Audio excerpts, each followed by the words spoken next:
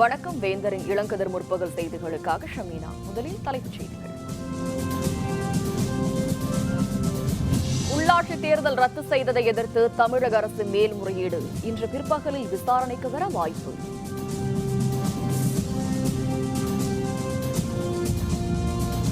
எல்லையில் ஊடுருவ காத்திருக்கும் 100 தீவிரவாதிகள். பாதுகாப்பு நடவடிக்கை குறித்து பிரதமர் மோடி அவசர ஆலோசனை. மேட்டூர் அணைக்கு நீர்வரத்து அதிகரிப்பு. வினாடிக்கு 4000 கன அடி வருவதால் நீர் இருப்பு 37 அடியாக உயர்வு. கர்நாடகத்துக்குள் தமிழக லாரிகள் வாகனங்கள் அனுமதி. 30 நாட்களுக்கு பிறகு பாதுகாப்புடன் மீண்டும் இயக்கம்.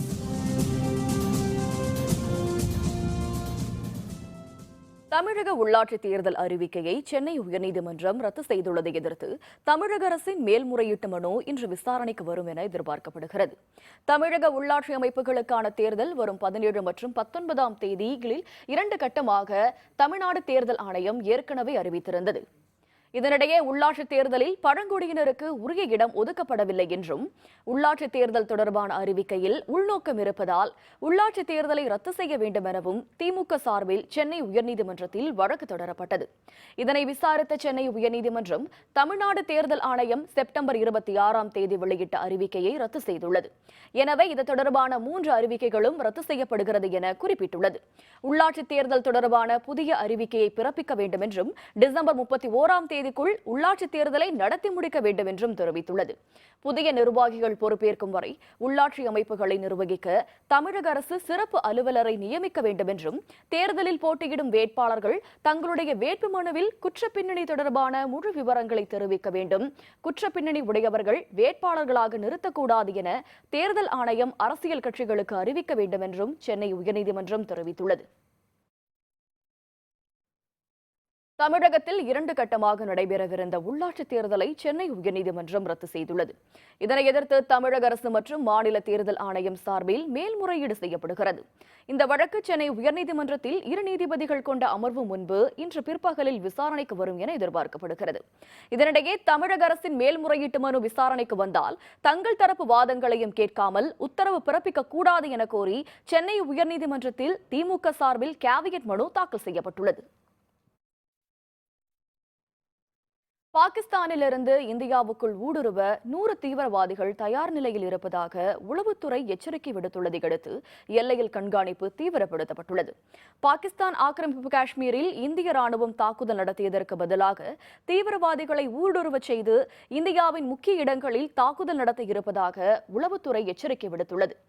இதற்காக எல்லை கட்டுப்பாட்டை ஒட்டிய பகுதிகளில் 100 தீவிரவாதிகள் பதுங்கியிருப்பதாக எச்சரிக்கை விடுக்கப்பட்டுள்ளதை அடுத்து RS-புரா உள்ளிட்ட இந்திய எல்லை ஒட்டிய பகுதிகளில் தீவிர தேடுதல் வேட்டை மேற்கொள்ளப்பட்டது. ஜம்மு காஷ்மீர் ரஜௌரி மாவட்டத்தில் எல்லை கட்டுப்பாட்டு கோட்டருகே உள்ள இந்திய நிலைகள் மீதும் அதனை ஒட்டியுள்ள குடியிருப்பு பகுதிகளிலும் பாகிஸ்தான் ராணுவத்தினர் நேற்று 5 முறை அத்துமீறி துப்பாக்கிச்சூடு நடத்தினர். கடந்த 2 நாட்களில் 9வது முறையாக பாகிஸ்தான் ராணுவம் இதுபோன்ற தாக்குதல்களில் ஈடுபட்டுள்ளது. இதற்கு இந்திய ராணுவம் தரப்பில் தக்க பதிலடி கொடுக்கப்பட்டது. அருகில் உள்ள கிராமங்கள் மீது பாகிஸ்தான் நடத்திய தாக்குதலில் இந்திய தரப்பில் 5 பேர் காயமுற்றனர். இந்திய வீரர்களில் பதில் தாக்குதலில் பாகிஸ்தான் படையின் முகாம் ஒன்றும் அழிக்கப்பட்டது. நாட்டின் பாதுகாப்பு குறித்து பிரதமர் நரேந்திர மோடி மூத்த அமைச்சர்களுடன் ஆலோசனை மேற்கொண்டுள்ளார். புதுதில்லியில் பிரதமர் மோடி தலைமையில் நடைபெறும் அமைச்சரவை ஆலோசனை கூட்டத்தில் மூத்த அமைச்சர்களான ராஜ்நாத் சிங், மனோகர் பாரிக்கர் உட்பட முக்கிய அமைச்சர்கள் பலரும் கலந்து கொண்டுள்ளனர். இந்த கூட்டத்தில் எல்லையில் பாதுகாப்பு நடவடிக்கைகளை மேம்படுத்துவது, தீவிரவாதிகளை கட்டுப்படுத்த மேற்கொள்ள வேண்டிய நடவடிக்கைகள் குறித்து பிரதமர் நரேந்திர மோடி ஆலோசனை மேற்கொண்டுள்ளார். எத்தகைய சவால்களையும் எதிர்கொள்ள நாட்டின் முப்படைகளும் தயார் நிலையில் இருப்பதாக விமானப்படை தலைமை தளபதி அரூப் ராஹா தெரிவித்துள்ளார். தில்லியில் செய்தியாளர்களுடன் பேசிய அரூப் ராஹா, நாட்டின் எதிரிகளை வேறறுக்கும் அதிகாரம் பாதுகாப்பு படைக்கு இருப்பதாக தெரிவித்தார். இது தொடர்பாக எத்தகைய நடவடிக்கைகளை மேற்கொள்ள வேண்டும் என்பதை மத்திய அரசுதான் முடிவு எடுக்கும் என கூறினார். இந்தியா பாகிஸ்தான் இடையே நிலவும் பதற்றமான சூழல் தொடர்பாக கருத்து எதுவும் கூற இயலாது என தெரிவித்தார். எனினும் போர்க்கால நடவடிக்கைகள் மேற்கொள்ள வேண்டிய கட்டாயம் ஏற்பட்டால் அதனை எதிர்கொள்ள முப்படைகளும் தயார் நிலையில் இருப்பதாகவும் அரூப் ராஹா குறிப்பிட்டார். I think I should not say anything because it's very sensitive and things are still, I would say live. Karnataka அணைகளில் நீர் திறக்கப்பட்டுள்ள நிலையில் மேட்டூர் அணைக்கு நீர்வரத்து அதிகரித்துள்ளது. கர்நாடக அணையிலிருந்து காவிரியில் நீர் திறந்து விடப்பட்டதால் மேட்டூருக்கு நீர்வரத்து அதிகரித்தது. இதனையடுத்து மேட்டூர் அணைக்கு நீர்வரத்து 749 கன அடியிலிருந்து 4013 கன அடியாக அதிகரித்துள்ளது. மேட்டூர் அணையின் நீர்மட்டம் 76.65 அடியாகவும் நீர் இருப்பு 36.732 TMC ஆகவும் உள்ளது. மேட்டூர் அணையிலிருந்து குடிநீர் தேவைக்காக வினாடிக்கு 12,000 கன அடி தண்ணீர் திறக்கப்படுகிறது. மேட்டூர் அணைக்கு நீர்வரத்து அதிகரித்து வருவதால் டெல்டா பாசனத்திற்காக தொடர்ந்து தண்ணீர் திறக்க வாய்ப்புள்ளது.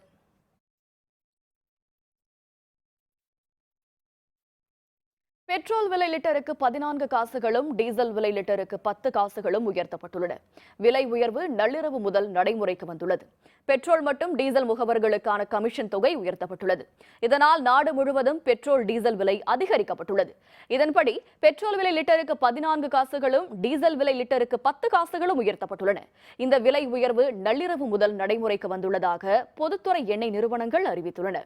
கடந்த செப்டம்பர் 30ஆம் தேதி பெட்ரோல் விலை லிட்டருக்கு 28 காசுகள் உயர்த்தப்பட்டன. டீசல் விலை லிட்டருக்கு 6 காசுகள் குறைக்கப்பட்டதும் குறிப்பிடத்தக்கது. சமையல் எரிவாயு மானியம் பெற ஆதார் எண்ணை சமர்ப்பிக்கும் கால அவகாசம் நவம்பர் 30ஆம் தேதி வரை நீட்டிக்கப்பட்டுள்ளது. சமையல் எரிவாயு நேரடி மானிய திட்டம் கடந்த ஆண்டு ஜனவரி மாதம் முதல் நாடு முழுவதும் நடைமுறைப்படுத்தப்பட்டது.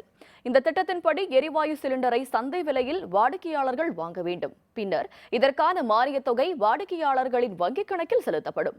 கடந்த செப்டம்பர் 30ஆம் தேதிக்குள் வங்கி மற்றும் எரிவாயு ஏஜென்ட்டுகளிடமிருந்து ஆதார் எண் அளிப்பவர்களுக்கு மட்டுமே சமையல் எரிவாயு மானியம் வழங்க வேண்டும் என மத்திய அரசு உத்தரவிட்டிருந்தது.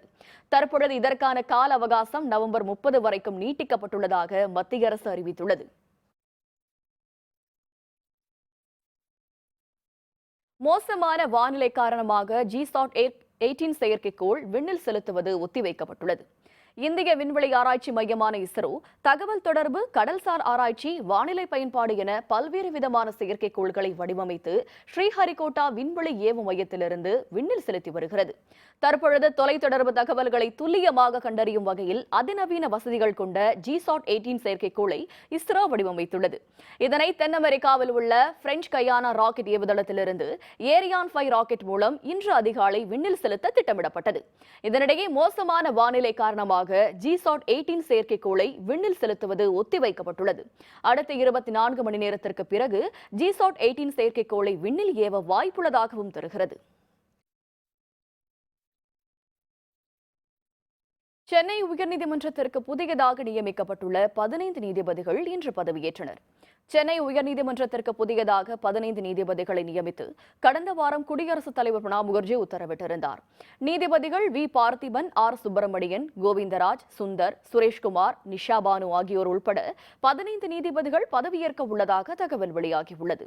அவர்களுடன் Ramesh, S.M. Subramanian, Anitha Sumanth, Basheer Ahmed, Ravinder, Bhaskaran, P. Velmurugan, G. Jayachandran மற்றும் கார்த்திகேயன் ஆகியோரும் குடியரசுத் தலைவரால் சென்னை உயர்நீதிமன்ற நீதிபதிகளாக நியமனம் பெற்றுள்ளனர். அதன்படி புதிய நீதிபதிகள் 15 பேரும் இன்று பதவியேற்றனர். அவர்களுக்கு உயர்நீதிமன்ற தலைமை நீதிபதி S.K. கவுல் பதவி பிரமாணம் செய்து வைக்கிறார். காவிரி நதிநீர் பிரச்சினை காரணமாக தமிழக கர்நாடகம் இடையேயாக நிறுத்தி வைக்கப்பட்டிருந்த போக்குவரத்து 30 நாட்களுக்கு பிறகு மீண்டும் தொடங்கியுள்ளது. கர்நாடக அணைகளில் இருந்து தமிழகத்திற்கு நீர் திறக்க எதிர்ப்பு தெரிவித்து கன்னட அமைப்பினர் போராட்டத்தில் ஈடுபட்டு வருகின்றனர். இதனால் தமிழகம் கர்நாடகம் இடையே போக்குவரத்து நிறுத்தப்பட்டது. தமிழக எல்லையான ஜூஜுவாடி வரை தமிழக வாகனங்களும் கர்நாடக எல்லையான அத்திப்பள்ளி வரை கர்நாடக வாகனங்களும் இயக்கப்பட்டன. இதன் காரணமாக 2 கிலோமீட்டர் தொலைவுக்கு பயணிகள் நடந்தே செல்ல வேண்டிய நிலை ஏற்பட்டது. சரக்கு லாரிகள் இயக்கப்படாததால் கர்நாடகம் வழியே அனுப்ப வேண்டிய சரக்குகள் தேக்கமடைந்தன. இந்நிலையில் 30 நாட்களுக்கு பிறகு இன்று மீண்டும் வாகன போக்குவரத்து தொடங்கியுள்ளது. தமிழக சரக்கு லாரிகள் மற்றும் கார்கள் உள்ளிட்ட வாகனங்கள் கர்நாடக எல்லைக்குள் தற்பொழுது அனுமதிக்கப்படுகின்றன. பிற்பகலுக்கு பிறகு பேருந்துகளும் இயக்கப்பட உள்ளது. போக்குவரத்து மீண்டும் தொடங்கியுள்ளதால் இரு மாநில எல்லையோர மக்களும் மகிழ்ச்சியடைந்துள்ளனர்.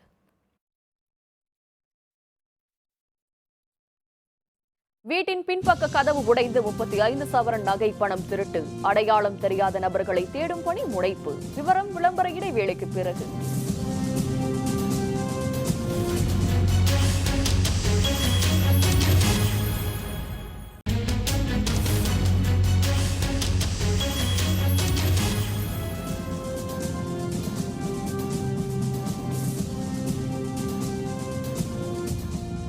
செய்திகள் தொடர்கின்றன. காவிரி விவகாரம் தொடர்பாக வரும் 9 மற்றும் 10ஆம் தேதிகளில் தமிழக பாரதிய ஜனதா கட்சியினர் பிரதமர் மோடியை சந்திக்க இருப்பதாக கட்சியின் மூத்த தலைவர் இலகணேசன் தெரிவித்துள்ளார்.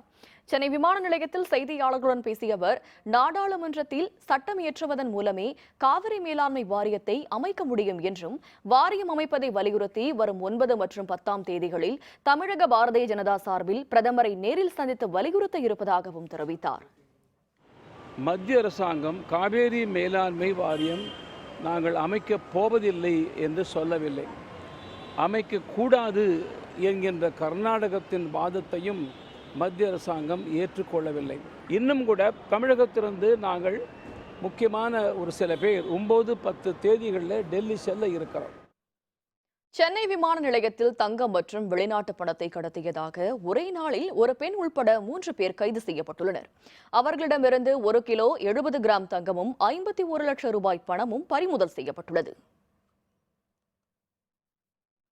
நள்ளிரவு 12:30 மணிக்கு சென்னை விமான நிலையத்தை வந்தடைந்த மலேசிய விமானத்தில் வந்த சென்னையை சேர்ந்த சிவராமனிடம் நடத்தப்பட்ட சோதனையில் அவரது பெட்டியில் 8 தங்கக்கட்டிகள் மறைத்து வைக்கப்பட்டிருப்பது தெரியவந்தது. இதனையடுத்து அவர் கைது செய்யப்பட்டார். அதேபோல் சென்னையிலிருந்து சிங்கப்பூர் புறப்பட தயாராக இருந்த விமானத்தில் அயல்நாட்டு பணத்தை மறைத்துக் கொண்டு செல்ல முயன்ற சென்னையை சேர்ந்த முகமது என்பவரை சுங்கவரித்துறை அலுவலர்கள் கைது செய்தனர். மேலும் குவைத்திலிருந்து சென்னை வந்த விமானத்தில் பயணம் செய்த சென்னையை சேர்ந்த கிருஷ்ணவேணி என்ற பெண் உள்ளாடைகளுக்குள் மறைத்து வைத்திருந்த 9 தங்கக்கட்டிகள் பறிமுதல் செய்யப்பட்டன.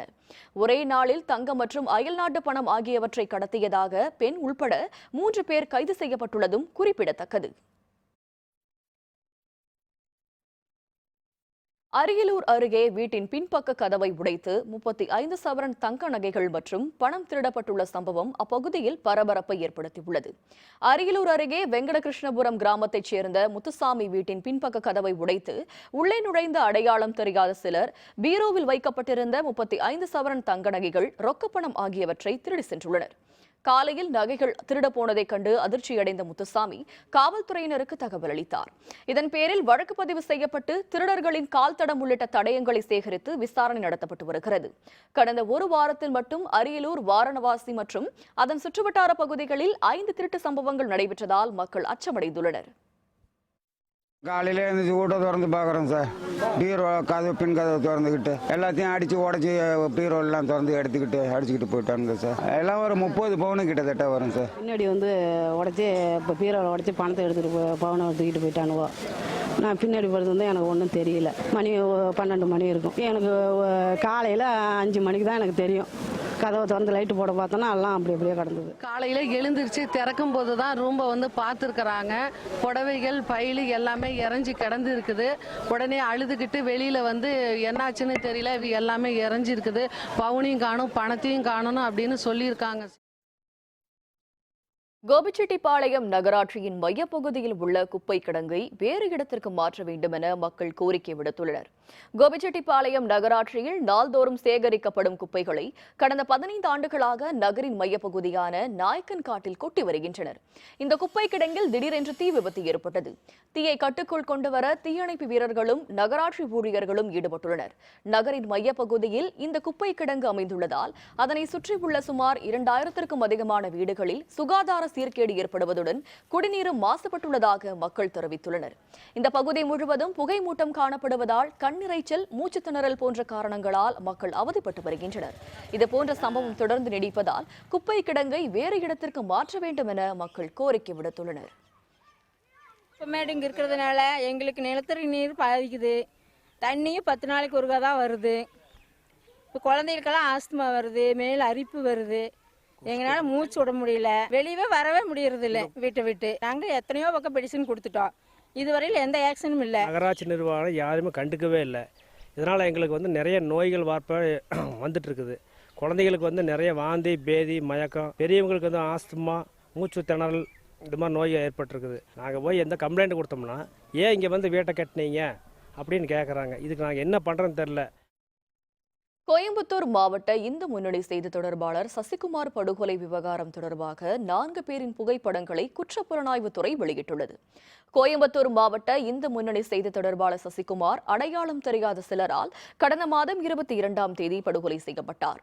இது தொடர்பான வழக்கு கடந்த 28ஆம் தேதி சிபிசிஐடி காவல்துறையினருக்கு மாற்றப்பட்டது.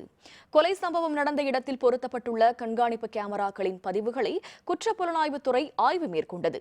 இதனையடுத்து கண்காணிப்பு கேமராவில் பதிவாகியுள்ள சந்தேகத்திற்குரிய 4 பேரின் புகைப்படத்தை சிபிசிஐடி காவல்துறையினர் வெளியிட்டுள்ளனர். இந்த படத்தில் உள்ள 4 பேர் தொடர்பான தகவல்கள் தெரிந்தால் காவல்துறையினருக்கு தெரிவிக்கலாம் என்றும் அறிவிக்கப்பட்டுள்ளது. நாமக்கல் மாவட்டத்தில் பாதாள அறைகளில் பால் காளான் வளர்ப்பில் விவசாயிகள் அதிக ஆர்வம் காட்டி வருகின்றனர். விவசாயத்தில் போதிய வருமானம் இல்லாததால் மாற்றுத் தொழிலில் ஈடுபட்டு வருகின்றனர்.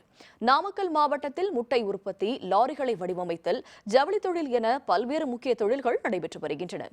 காவிரி மற்றும் ஆழ்துளை கிணறுகள் மூலம் விவசாயம் நடைபெற்று வந்தது. இதில் போதிய வருமானம் இல்லாததால் விவசாயிகள் மாற்றுத் தொழிலில் ஈடுபட்டு வருகின்றனர்.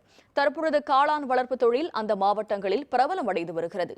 சிப்பி, பட்டன் ஆகிய காளான் வகைகளுக்கும் வளர்க்கப்படுகின்றன. பாதாள அறைகளை வடிவமைத்து பால் காளான் வளர்ப்பில் விவசாயிகள் ஆர்வம் காட்டி வருகின்றனர்.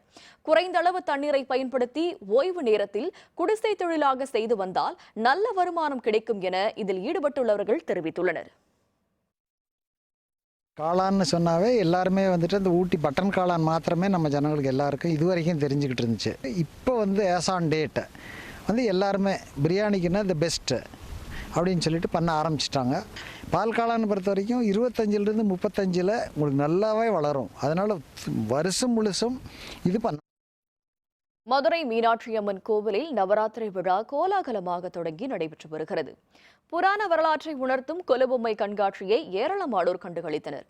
பராசக்தியான சண்டிகா தேவி மகிஷாசுர மர்த்தினியாக அவதரித்து அசுரனை வதம் செய்ததை நவராத்திரி விழாவாக ஆண்டுதோறும் கொண்டாடி வருகின்றனர். மதுரை மீனாட்சி அம்மன் கோவிலில் நேற்று நவராத்திரி விழா தொடங்கியது. இதனை முன்னிட்டு கொலுபொம்மை கண்காட்சி நடைபெற்று வருகிறது.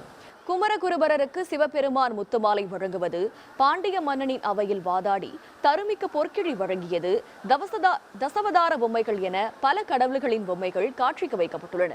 திருவிழாவை ஒட்டி கோவில் கோபுரங்கள், குளம் உள்ளிட்டவை வண்ண விளக்குகளால் அலங்கரிக்கப்பட்டுள்ளன. 9 நாட்களும் சிறப்பு பூஜைகள் நடைபெறுகின்றன.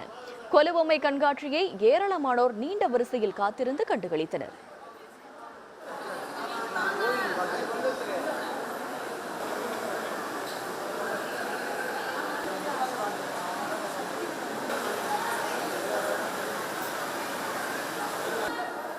இங்கே கொலுவில் பல விதமான வகையான கொலுலாம் வச்சுருக்காங்க.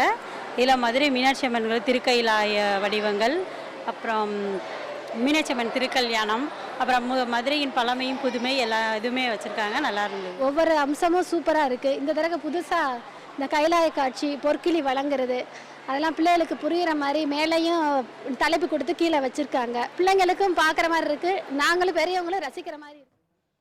கல்வி கட்டண உயர்வுக்கு எதிர்ப்பு, மாணவர் போராட்டத்தில் வெடித்தது வன்முறை. விவரம் விளம்பர இடைவேளைக்கு பிறகு.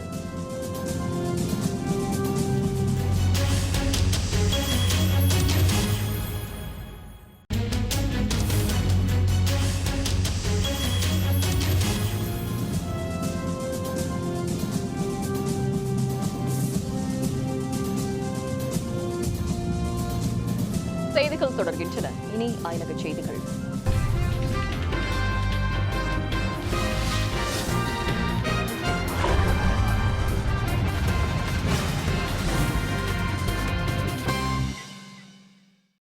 தென்னாப்பிரிக்காவில் கல்வி கட்டண உயர்வுக்கு எதிர்ப்பு தெரிவித்து மாணவர்கள் நடத்திய போராட்டத்தின் பொழுது வன்முறை வெடித்தது.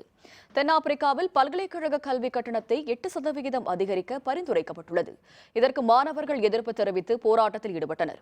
ஜோஹனஸ்பர்கில் உள்ள விட்ஸ் பல்கலைக்கழக வளாகத்தில் பேரணியாக சென்ற மாணவ மாணவிகளை அங்கு பாதுகாப்பில் ஈடுபட்டிருந்த காவல்துறையினர் தடுத்து நிறுத்தினர். இதனையடுத்து காவல்துறையினருக்கும் மாணவர்களுக்கும் இடையே மோதல் ஏற்பட்டது. இதனைத் தொடர்ந்து மாணவர்களை கண்ணீர் புகை குண்டுகளை வீசி காவலர்கள் விரட்டியடித்தனர். இதன் காரணமாக அந்த இடமே போர்க்களம் போல காட்சியளித்தது.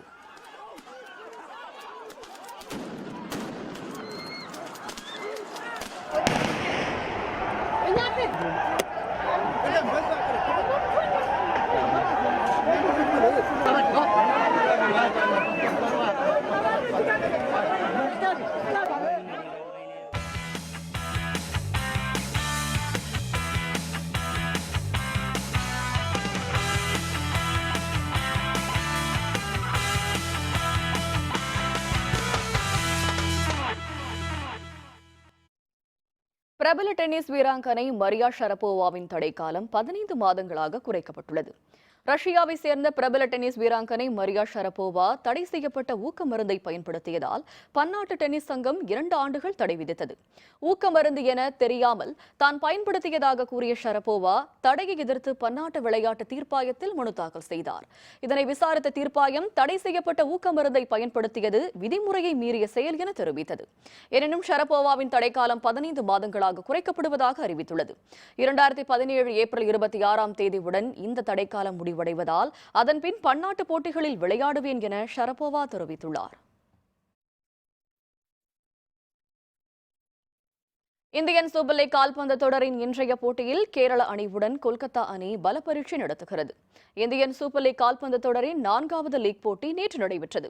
இதில் நார்த் ஈஸ்ட் அணி 2-0 என்ற கோல் கணக்கில் கோவா அணியை வீழ்த்தியது. இந்நிலையில் 5வது லீக் போட்டி கேரள மாநிலம் கொச்சியில் உள்ள ஜவஹர்லால் நேரு திடலில் இன்று மாலை 7 மணிக்கு தொடங்குகிறது. இதில் கேரள அணியுடன் கொல்கத்தா அணி மோதுகிறது. மீண்டும் தலைப்புச் செய்திகள். உள்ளாட்சி தேர்தல் ரத்து செய்ததை எதிர்த்து தமிழக அரசு மேல்முறையீடு இன்று பிற்பகலில் விசாரணைக்கு வர வாய்ப்பு.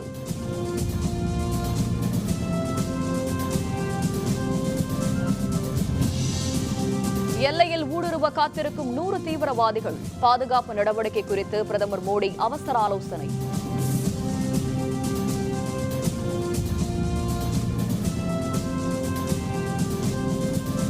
மேட்டூர் அணைக்கு நீர்வரத்து அதிகரிப்பு வினாடிக்கு 4000 கன அடி வருவதால் நீர் இருப்பு 37 அடியாக உயர்வு.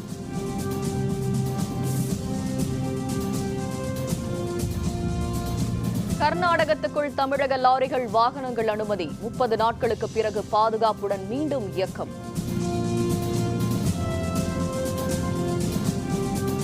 இத்துடன் வேந்தரின் இளங்கதிர் முற்பகல் செய்திகள் நிறைவடைந்தன. மீண்டும் பகல் 1:30 மணிக்கு வேந்தரின் உச்சிவேளை பகல் செய்திகளில் சந்திப்போம். வணக்கம்.